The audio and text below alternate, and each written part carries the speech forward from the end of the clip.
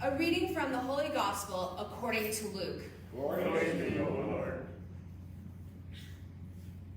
But to you who hear I say, love your enemies. Do good to those who hate you. Bless those who curse you. Pray for those who mistreat you. To the person who strikes you on the cheek, offer the other one as well. And for the person who takes your cloak, do not withhold even your tunic. Give to everyone who asks of you, and from the one who takes what is yours, do not demand it back. Do to others as you would have them do to you.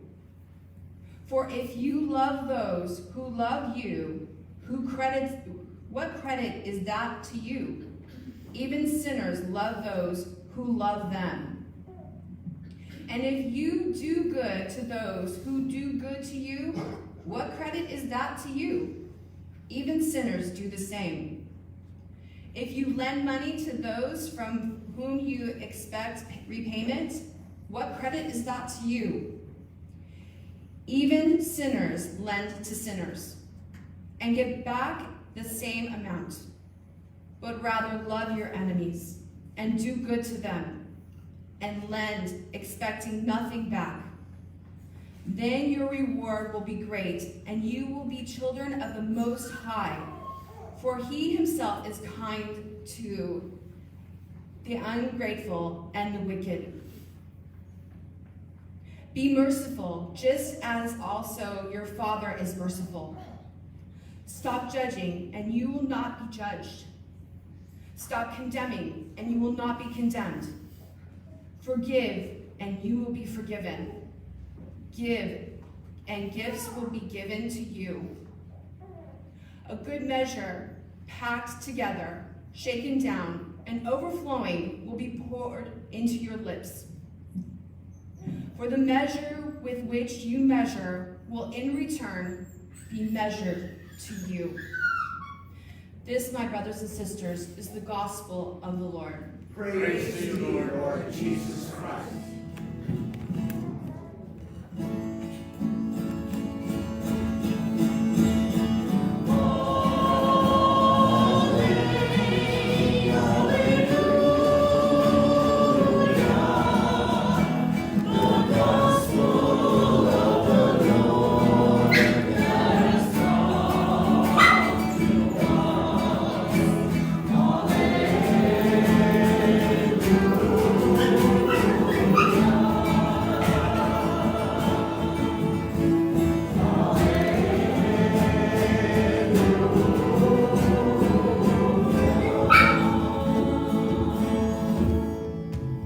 Please be seated.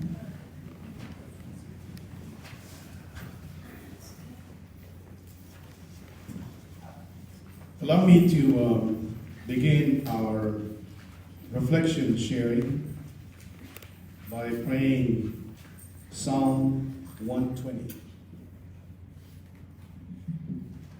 I lift my eyes to the mountains. Where is my help to come from? My help comes from Yahweh, who made heaven and earth. May he save your foot from stumbling. May he, your guardian, not fall asleep. You see, he neither sleeps nor slumbers, the guardian of Israel. Yahweh is your guardian, your shade, Yahweh at your right hand. By day the sun will not strike you, nor the moon by night. Yahweh guards you from all harm. Yahweh guards your life. Yahweh guards your comings and goings, henceforth and forever.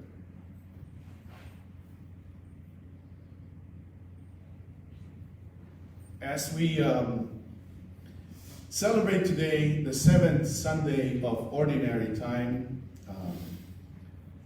we had parties last night, so I had to ask the help of my classmates from the Claretians so that they can inspire me during this homily today for St. Matthew community. And they asked me to pray the psalm before giving the homily. So I did. First question. Can you help me define the term enemy?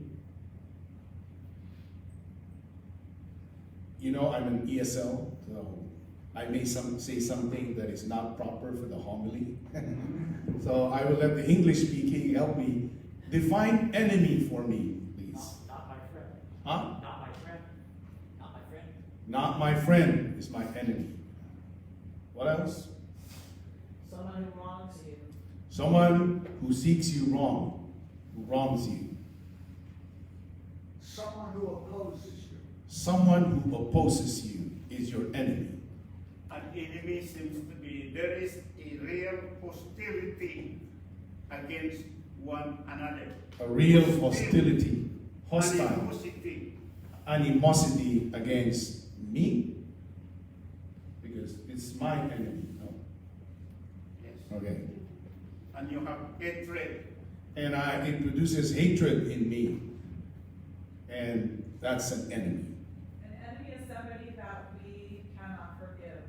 An enemy is somebody that we cannot forgive. An enemy puts up obstacles for you. An enemy puts up obstacles for you. Nice. Satan is our enemy. Huh? Satan. Satan is our enemy. It's getting even better. I'm beginning to like this.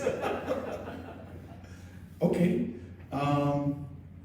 In the gospel and in the Bible, enemy says something about that, and it's a very strong word. It says that I hope we Christians, we can avoid using that word. Also, we can also say that I don't have enemy as a Christian. An enemy, according to the Bible, says that it's somebody who doesn't want to see you good. Somebody who pretends that they can cause you harm.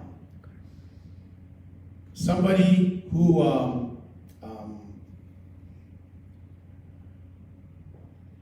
systematically opposes whatever it is that you say, your point of view, they just oppose it. Somebody who is not comfortable when you're there.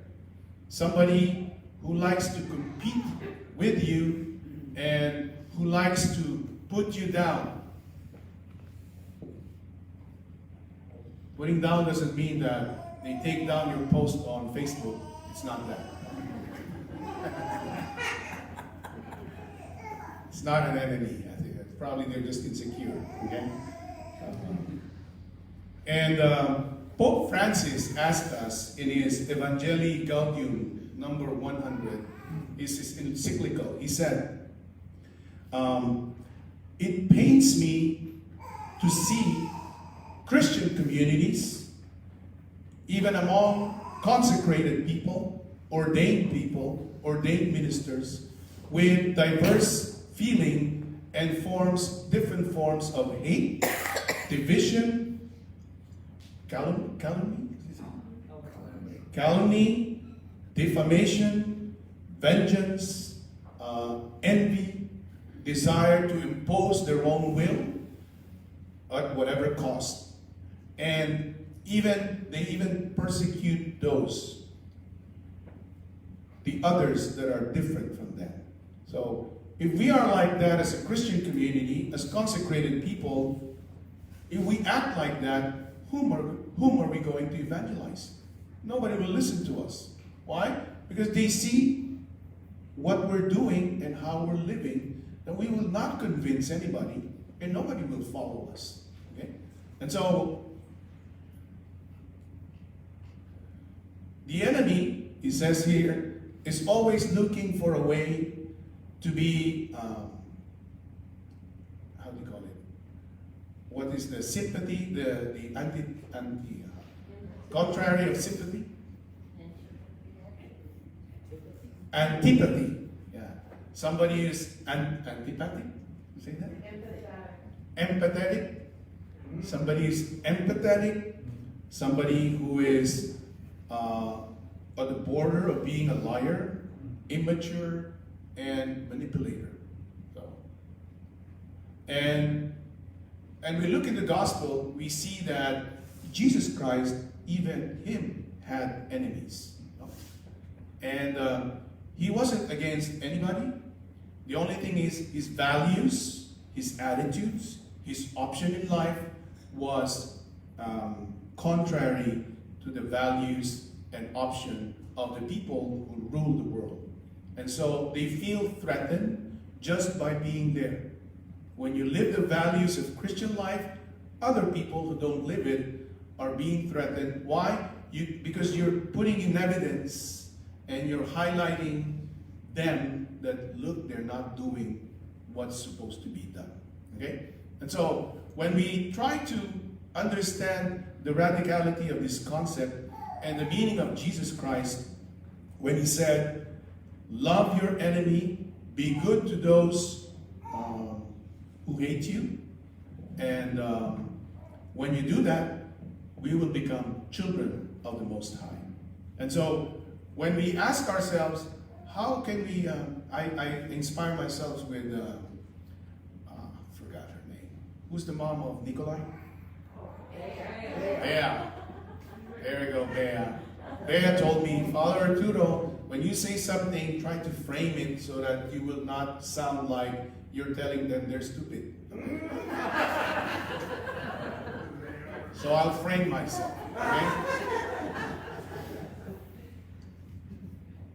How do you understand enemy? They say the concept of enemy is the other who is not like me can be an enemy because I'm threatened, because they don't share my ideas, they don't share my lifestyle, they don't share my intention, or they hide it, they don't share my likes and my point of view, and it's very difficult for them to understand me and accept me. So they are others, and I cannot stand being with others who do not like me.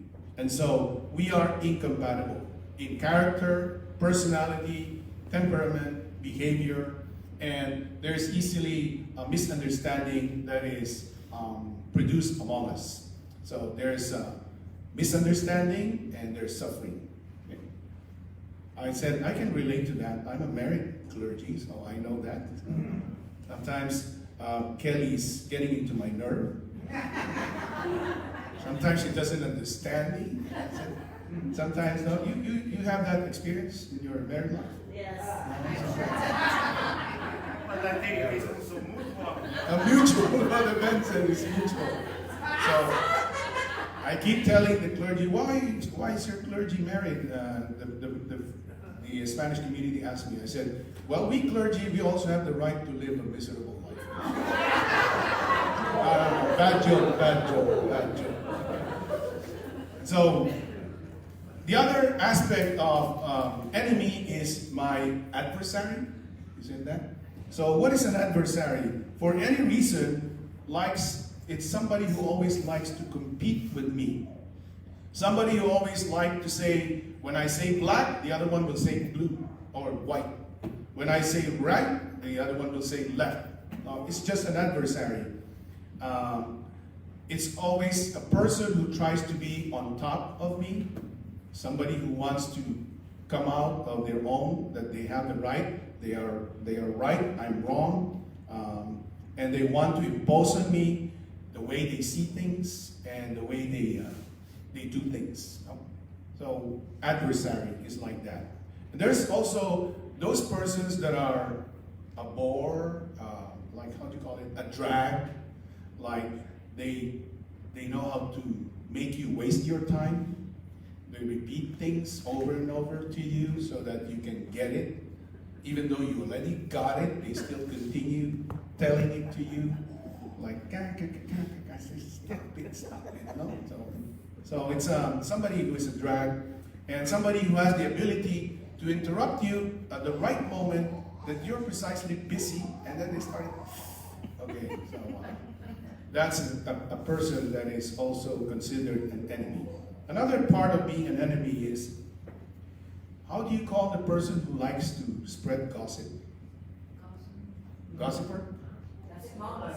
Huh? That's it, monger. Gossip monger, rumor monger. So somebody who likes to talk behind you, behind your back, who stabs you behind your back.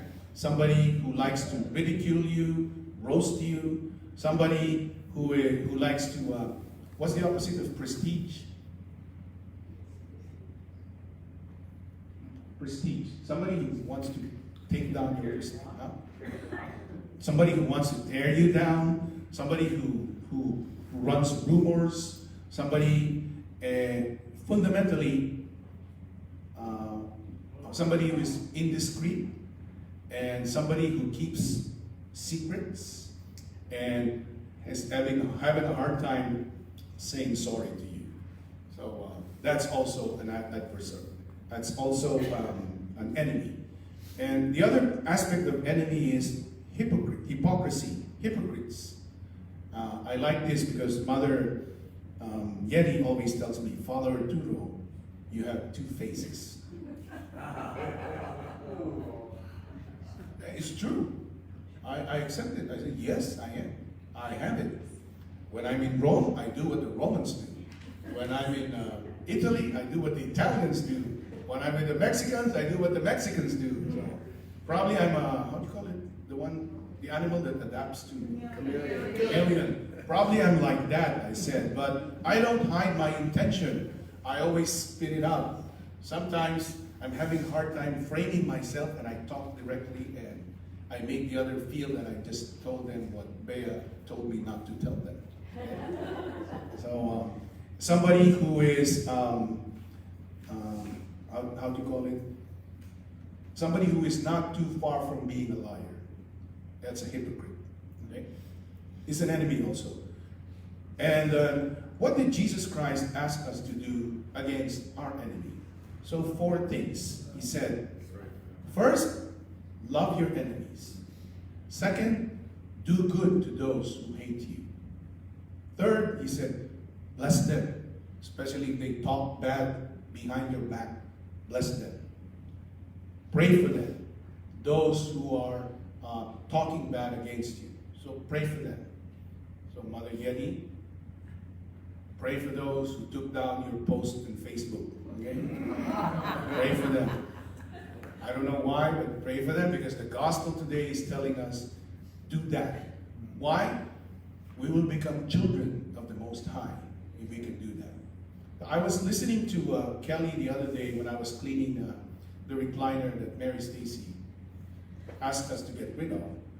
And I was, Kelly was having how do you call that when you have a meeting with your team and you're trying to consolidate the effort of your team so that you can work together? Collaboration. They have a retreat, ongoing formation. Team building. They had a team building. And then one of the conclusions they have is, hey guys, girls, this is the only team we have, and we have an entire community to serve. So if we don't get our act together, we will not be able to serve our community. And so they were building that in there. So I would like to say the same phrases in St. Matthew. Hey folks, this is our spiritual home, St. Matthew. No? So, what was the term Bishop Peter told me? Father Arturo, when you become the interim pastor, you cease your right to be an a-hole.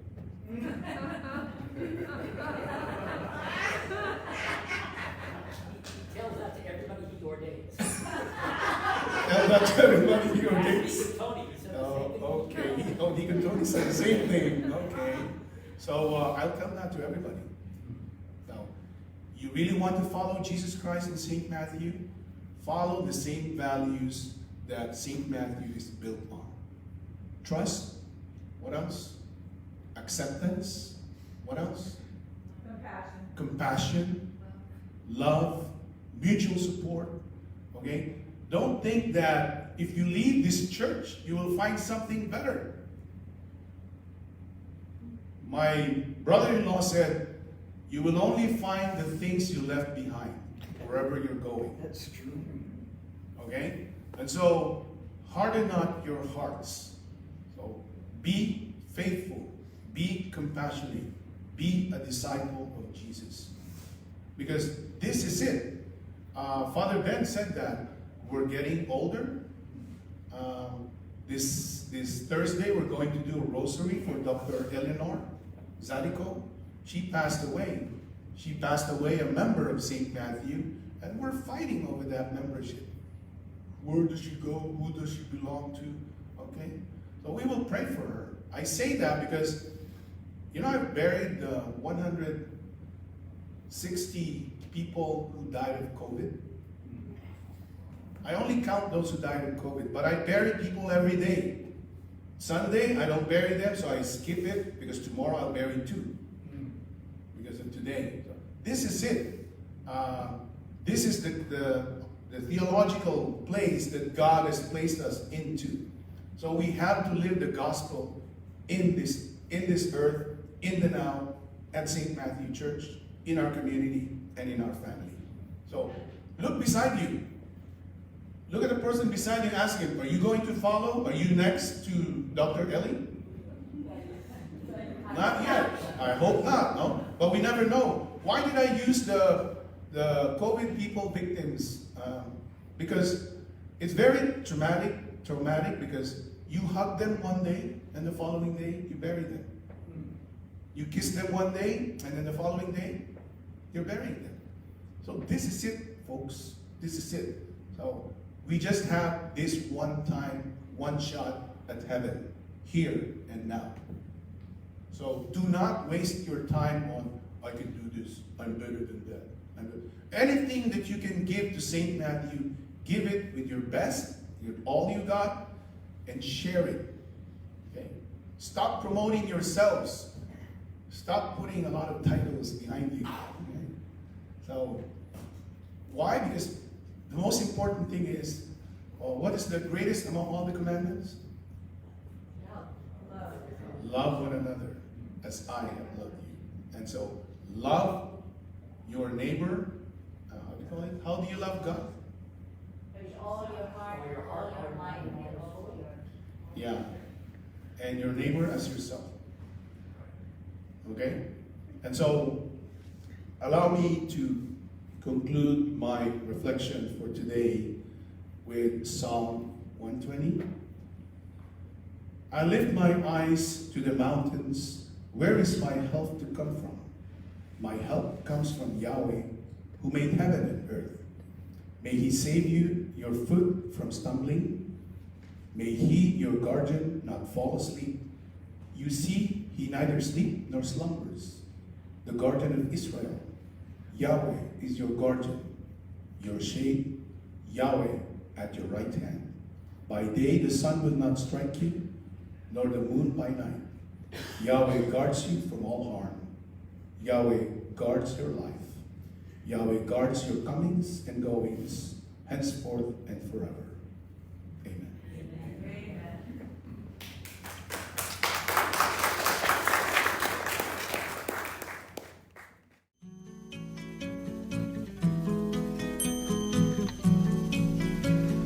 Blessed are you, the poor who trust